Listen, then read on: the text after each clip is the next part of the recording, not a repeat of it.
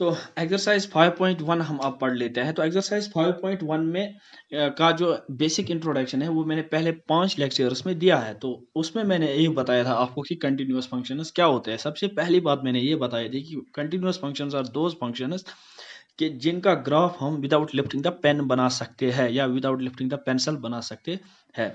Second thing मैंने बताया था वहां पर कि कोई भी पॉलिनोमियल फंक्शन अगर होती है वो हमेशा क्या होती है, कंटिन्यूअस फंक्शन होती है।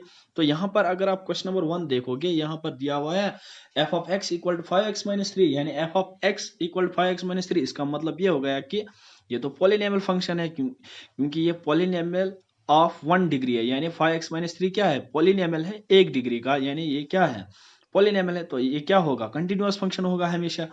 इसी तरह से हमने पिछले साल स्ट्रेट लाइन्स में पढ़ा था, एफ ऑफ एक्स को हम लिख सकते हैं y and y is equal to 5x-3, यानी कि ये किस फॉर्म में आ गया, y इक्वल टू mx-c, यानी जो c क्या होता है बेटा, वो इंटरसेप्ट होता है। यानी यहाँ पर इंटरसेप्ट जो है वो नेगेटिव है और स्लोप आपका क्या है, यहाँ पर पॉजिटिव है, क्योंकि स्लोप 5 है ना, तो 5 क्या है यहाँ पर, पॉजिटिव है। तो आप यहाँ पर कंक्लूड ये बात कर सकते हो कि इसका ग्राफ जो बन रहा है वो विदाउट लिफ्टिंग द पेन बन रहा है, hence the function is continuous.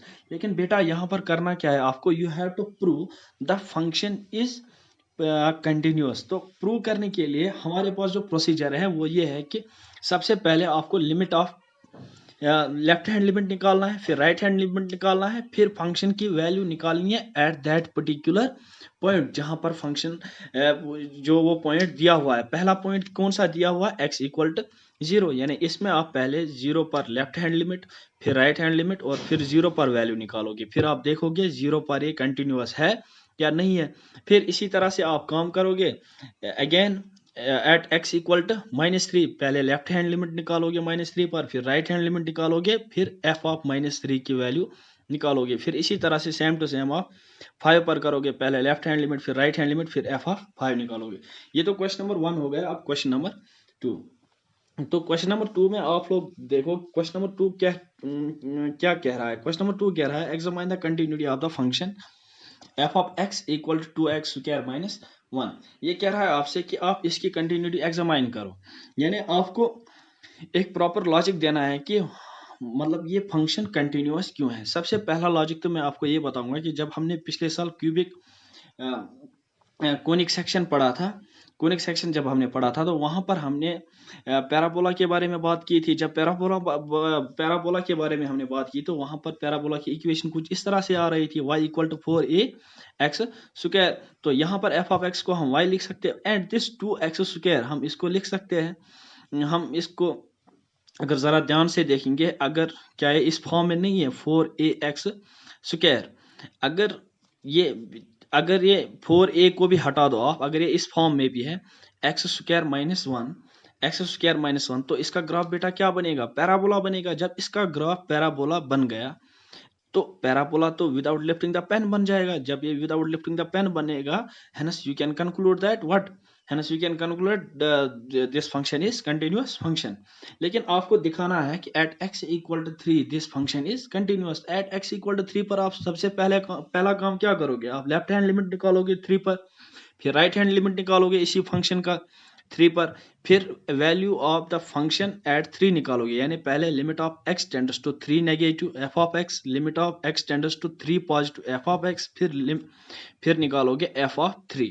तो वहां से आपको पता चलेगा whether the function is continuous और नॉट। अब देखो ये ग्राफ जो मैंने यहाँ पर बनाया है, आप ये देख सकते हो, ये जो ग्राफ है इसमें ये ग्राफ बन सकता है without lifting the pen, hence the function is continuous. ये ग्राफ भी बन सकता है without lifting the pen, hence the function is continuous. जो भी कोई ग्राफस या कोई भी करो ऐसा होता है जो हम बना सकते हैं without lifting the pen, those are called continuous function. अब क्वेश्चन नंबर 3, क्वेश्चन नंबर 3 में हमें 4 पार्ट्स दिए हुए और चारों पार्ट्स में हमें ये पूछा गया है कि examine the continuity of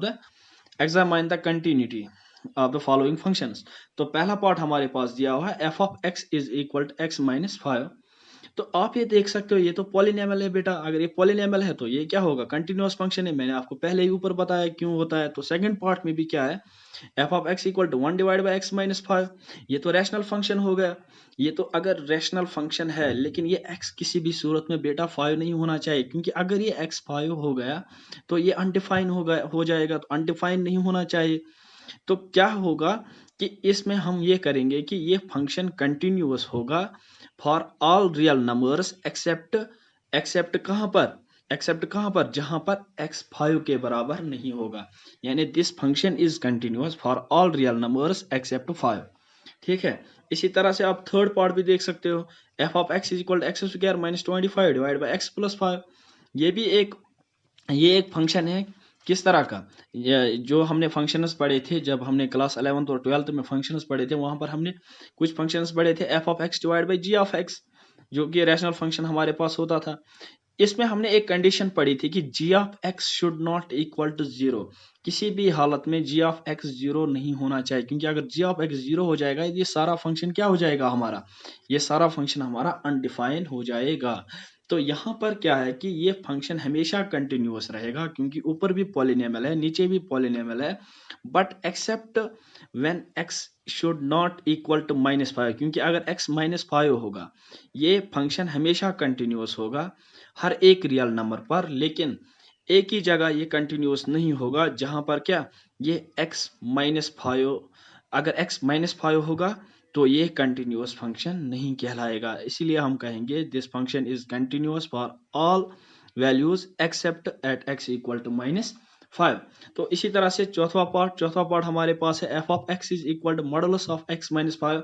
modulus function कहीं भी मिले, कभी भी मिले, आंख बंद करके कह दो कि मॉडुलस फंक्शन क्या होता है, कंटिन्यूअस फंक्शन होता है, क्योंकि मॉडुलस फंक्शन का ग्राफ कुछ इस तरह से बनता है हमेशा। ठीक है।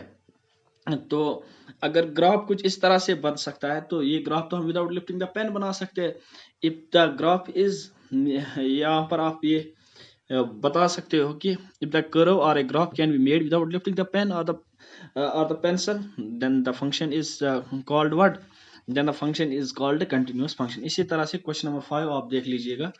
क्वेश्चन नंबर 5 में आपसे पूछा गया है F of x is equal to, ये एक फंक्शन दिया हुआ है आपको एक फंक्शन दिया हुआ है क्वेश्चन नंबर 5 में, और आपसे ये पूछा गया है यहाँ पर प्रूव द कंटिन्यूटी, यानी आपको कंटिन्यूटी चेक करनी है कहाँ पर, at x equal to 0, at x equal to 0, at x equal to 1, at x equal to 2, यानी 3 पॉइंट्स पर आपको कंटिन्यूटी चेक करनी है। देखो मैं पहले ही आपको बता रहा हूँ कि क्वेश्चन देख कर ही मैं आपको बताऊंगा कि 0 और 2 पर ये तो कंटिन्यूअस होगा।